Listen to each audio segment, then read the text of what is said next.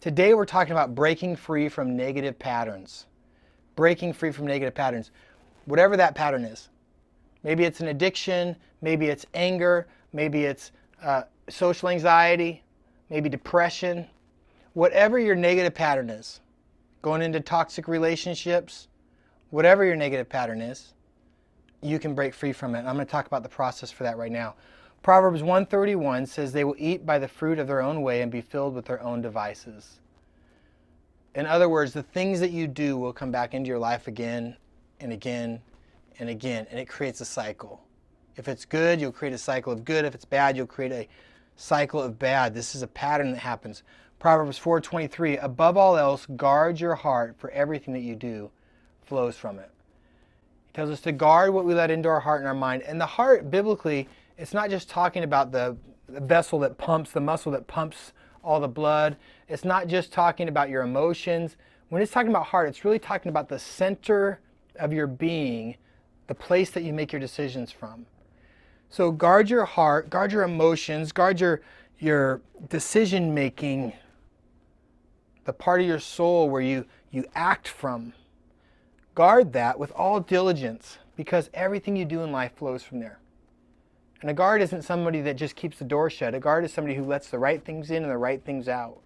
So make the choice on what goes in and out of your heart so that good things will flow out of there. Let good in and let good out, but consciously make the choice. That's what it's encouraging us to do. And part of that comes, you can see there's a sheet on your paper that looks like an infinity symbol. It looks like a sideways 8 right there, and it kind of flows like this. I want to walk you through that. And this is what happens. This is the pattern. Okay, you have a reality. This is the reality that I live in.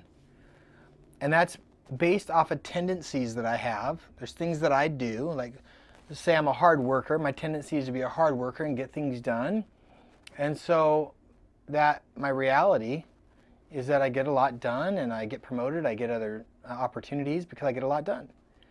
And so that's my tendency. It would be different if my reality was that I'm lazy, and so my tendencies is I don't do any work. And so that's a different pattern.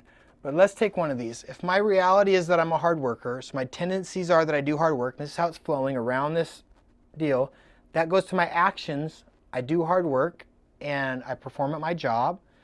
Out of that comes back up to consequences. The consequences in that case are I get promoted, I get raises, which takes me back to the reality of I'm a hard worker and I'm getting promoted, I have more opportunities. My tendency are to take advantage of those opportunities, to do good work. That's my actions. That brings me around to the consequences. The consequences are that I get promoted again. See, I have a cycle. I keep working hard, doing a good job with what I've been given. I get promoted. I work hard, I do a good job with what I've been given, and I'm getting promoted. It's a pattern that just keeps cycling back the same way. My reality, my tendencies, I take action off of those, leads to consequences. It comes back around and recreates my reality, and I'm just cycling through this. Okay, that's on the good side, but it also works on the bad side. Okay, it works both ways. Okay, so my reality is that I'm in an addiction. I'm addicted to alcohol. So my tendency is that when I get stressed out, I want to have a drink. So I take the action of having a drink. After I take that action, I have more drinks. The consequences are that I ruin my relationships by making bad decisions and by people seeing that I'm still caught in this addiction to alcohol. That brings me back to my reality that, you know what, I'm just an alcoholic. This is how I always live. Now I get stressed out. My tendency is to go have another drink. I have the drink. And that's my action. That leads to consequences that people saying, look, this is how you always are. Takes me back to my, see, it cycles around and around and around. So how do you break the cycle? That's what we want to do. We want to break the cycle by changing some of our actions. If we change our action to a different action, it changes our consequence. When our consequence changes, it changes our reality. As our reality changes, we begin to change the tendencies of how we live, and that leads us back to our action. And so you have to look on this path and say, where can I make a change? Sometimes we're so busy trying to change our reality and getting frustrated. But you can't start by changing your reality. You have to break this cycle somewhere else. You don't change your reality. You have to actually go and change an action. This is what I always do. I always do this action. So I'm going to change the physical action. I'm not going to go to the bar. I'm not going to go to the alcohol store. I'm going to go somewhere else. I'm making a different choice, a different action. I'm going to go to my accountability partner. I'm going to go to my mentor. I'm going to go see a movie at the theater. I'm going to take a different action. Well, that leads me to a different consequence, which then starts to change my reality, which allows me to change my tendency. So breaking this cycle is to step in at the action level and look at where you keep taking the wrong action. Say, you know what, I'm going to start there. I'm not worried about if people still think I'm an alcoholic. They think that's my reality. I'm not worried about if that's been my reality, that I continually make alcoholic decisions. I'm not going to worry about any of that. I'm just going to look at what's my next action I can take that's different. And you begin to break this pattern by looking at the action side and choosing a different action whenever you can. And watch, it starts to interrupt the pattern and change the pattern. And so that's what you want to do. Ephesians 6, 8 through 10. For the one who sows to his own flesh, talking about our bodies, our carnal nature, our sinful desires. Oh, I just want to drink. Oh, I just want to look at porn. Oh, I just want to yell and scream. Oh, I just want to break something. Oh, I want to quit my job. Oh, I want to run away. Oh, I want to isolate. That craving of our flesh to look for comfort and for what we want. It says the one who sows to his flesh, to those desires, will from the flesh reap corruption. So it will reap bad things. But the one who sows to the Spirit will from the Spirit reap eternal life. Like, I'm going to get good things when I set my mind on the things of God. When I set them on faith, hope, peace, love, joy, kindness, being compassionate. I'm going to put myself in that position, serving others, caring for others, forgiveness. When I put my mind and my heart on these types of things, life comes. And he says, let us not grow weary of doing good, for in due season we will reap if we do not give up. So then as we have opportunity, let us do good to everyone, and especially to those who are of the household of faith. And so God's saying, don't grow weary in doing good. In due time you'll reap. And so you can see at the bottom of your page there's a picture of a person pushing a giant boulder up a hill. Now here's a question. If you imagine yourself pushing a giant boulder up a hill, as you push it up, guess what? The view stays the same. All you see is the boulder. You could be at the bottom of the hill pushing it, and all you see is the boulder. Halfway up the hill, all you see is the boulder. All the way to the top, all you see is the boulder. It looks like nothing's changing except for you're getting more tired and your legs are getting weary. Your back's starting to hurt, but everything looks the same. It's very hard to tell your progress when you're pushing a boulder because the boulder is all you see. You don't know how close you are to the top of the hill. You might just be one more push and suddenly the boulder is going to peek over the top and then roll away and be gone. Well, it's the same way in your life.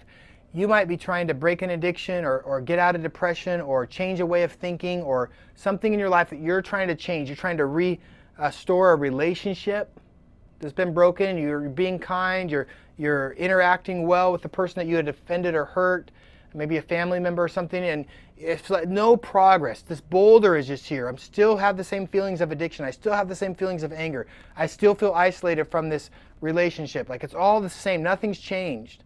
I'm still struggling with depression. But if you keep taking the next step of the right action, I'm making the right action that helps me overcome depression. I'm listening to positive music. I'm calling a mentor to have them pray for me. I'm serving somebody else, and that causes me to feel good feelings instead of depressed feelings. Like I'm taking the actions. I'm making the steps. I'm pushing the boulder, but I don't see any progress. I don't feel any progress. I might feel more tired. I might feel more worn out. I actually feel worse. I would encourage you, don't grow weary in doing good. Just keep pushing the boulder because you have no idea how close you are to that boulder tipping over the edge, rolling away, and you're like, I'm finally free of that depression, of that addiction, of that bitterness, whatever it was that you were trying to get out of your life. Keep making the good step and the good action. What a lot of people do is they get almost to the top of the hill, but they don't know they're there. All they know is they're tired of pushing. And then they sit down, and that boulder rolls back over them and smashes them, and they tumble back to the bottom of the hill, and they eventually get back up and say, okay, I'm going to try again. Maybe it's 6 months later, a year later. Okay, I'm going to try to break this again. And they start pushing the boulder up the hill, trying to make right decisions, make the next best choice, do the next right thing. And they're doing that, pushing. They get tired. They sit down again, say, forget it, and it rolls back over them, and they end up back at the bottom.